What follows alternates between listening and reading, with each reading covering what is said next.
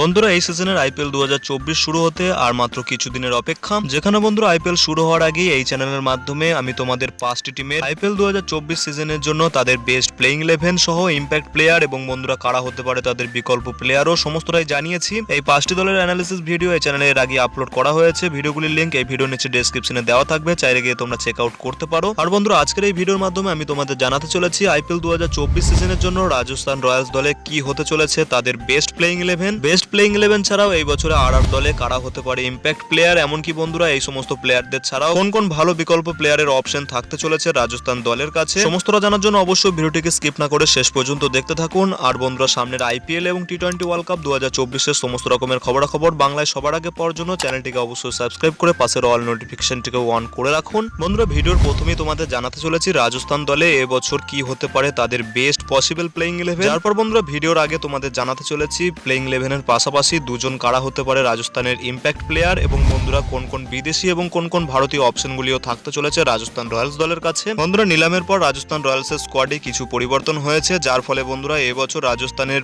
Best 11 জনের কথা বললে কিছুটা এমন হতে পারে, যেখানে বন্ধুরা রাজস্থান দলে এবছর ওপেনিং এ থাকতে চলেছেন ভারতীয় তরুণ বাঁহাতি প্রতিভা ইয়াশাসভি জয়সওয়াল, যার সঙ্গে থাকতে চলেছেন বন্ধুরা ইংল্যান্ডের দুর্ধর্ষ ব্যাটার জস বাটলার। যার পর বন্ধুরা প্লেইং 11 এর নাম্বার 3 পজিশনের কথা বললে এই দলের উইকেট কিপার ব্যাটার্স এবং বন্ধুরা রাজস্থান দলের বর্তমানের ক্যাপ্টেন সঞ্জু স্যামসন খেলতে চলেছে নাম্বার 3 পজিশনে। স্যামসনের পর বন্ধুরা বেস্ট প্লেইং 11 এ নাম্বার 4 পজিশনে থাকতে চলেছেন West Indian hard hitter batter Simran Hetmyer, যার সঙ্গে বন্ধুরা নাম্বার 5 পজিশনে খেলতে চলেছে আরো এক ওয়েস্ট ইন্ডিয়ান রোবমান পাওয়েল, যাকে বন্ধুরা রাজস্থান এবছর নিলামের মাধ্যমে তাদের দলে নিয়ে এসছে। রোবমান পাওয়েলের পর বন্ধুরা প্লেইং 11 এ থাকতে চলেছেন lower order wicket keeper batsman রূপে ধ্রুব জুড়েল, যিনি বন্ধুরা সাম্প্রতিককালে ভারতীয় টেস্ট দলেও ডেবিউ করে ভালো পারফরমেন্স দেখিয়েছেন। ধ্রুব জুড়েলের পর প্লেইং 11 এ নাম্বার 7 পজিশনে থাকতে চলেছেন ভারতীয় spin bowling allrounder Ravichandran Ashwin, যার পর প্লেইং 11 এ থাকতে চলেছেন তিনজন পেসার, যেখানে বন্ধুরা নাম্বার 8 পজিশনে থাকছেন ভারতীয় পেসার সন্দীপ শর্মা, নাম্বার 9 পজিশনে থাকছেন এই দলের লিড পেসার নিউজিল্যান্ডের ট্রেন্ট বোল্ট,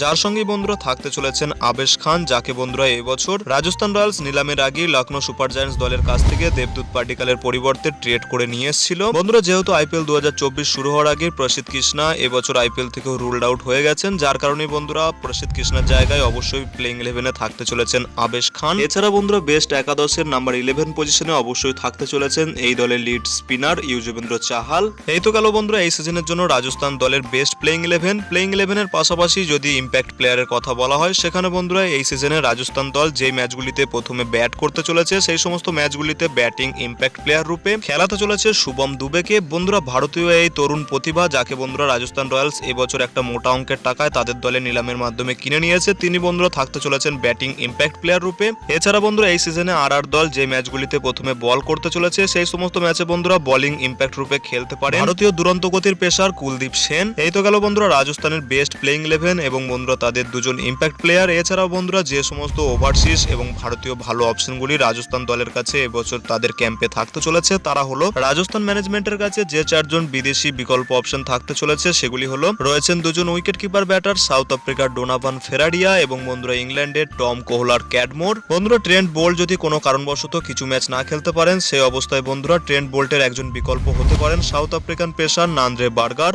এছাড়া বন্ধুরা রাজস্থান দলের কাছে আরো একজন বিদেশি ভালো স্পিনারের অপশন রয়েছে, যিনি হলেন বন্ধুরা অস্ট্রেলিয়ান অ্যাডাম জাম্পা। এই তো গেল বন্ধুরা রাজস্থানের শিবিরে 4 জন বিদেশি ব্যাকআপ প্লেয়ারের অপশন। এছাড়া বন্ধুরা যে সমস্ত ভারতীয় বিকল্প অপশনগুলি রাজস্থানের কাছে থাকতে চলেছে, যাদের মধ্যে প্রথমে রয়েছেন ভারতীয় তরুণ ব্যাটিং অলরাউন্ডার রিয়ান পারাগ, যিনি বন্ধুরা অবশ্যই কিছু ম্যাচে রাজস্থান রয়্যালসের প্লেইং 11এও থাকতে চলেছেন। রয়েছেন একজন ব্যাকআপ উইকেট কিপার ব্যাটার্স রূপে কুনাল রাথোর, আছেন একজন অলরাউন্ডার প্লেয়ার হিসাবে আবিদ মুস্তাক। এছাড়া বন্ধুরা টিমে রয়েছে একজন পেস বোলারও নবদীপ সাইনি, যিনি বন্ধুরা সন্দীপ শর্মা অথবা কুলদীপ সেনের একজন বিকল্প প্লেয়ার হতে পারেন। তো বন্ধুরা এই হলো রাজস্থান রয়্যালস দলের কাছে এই সিজনের জন্য তাদের বেস্ট প্লেইং 11 ইম্প্যাক্ট প্লেয়ার এবং বন্ধুরা সমস্ত তাদের ভালো বিকল্প অপশনগুলি। বন্ধুরা তোমাদের কি মনে হয় রাজস্থান দল এই সমস্ত প্লেয়ারদের নিয়ে তারা কি তাদের দ্বিতীয়বারের জন্য চ্যাম্পিয়ন হতে পারবে? তা বন্ধুরা তোমরা ভিডিওর নিচে কমেন্ট সেকশনে অবশ্যই জানাতে পারো। ভিডিওটি ভালো লাগলে ভিডিওটিকে অবশ্যই একটি লাইক করে পারলে বন্ধুদের মধ্যেও শেয়ার করে দিও। দেখা হচ্ছে অন্য কোনো ভিডিওতে।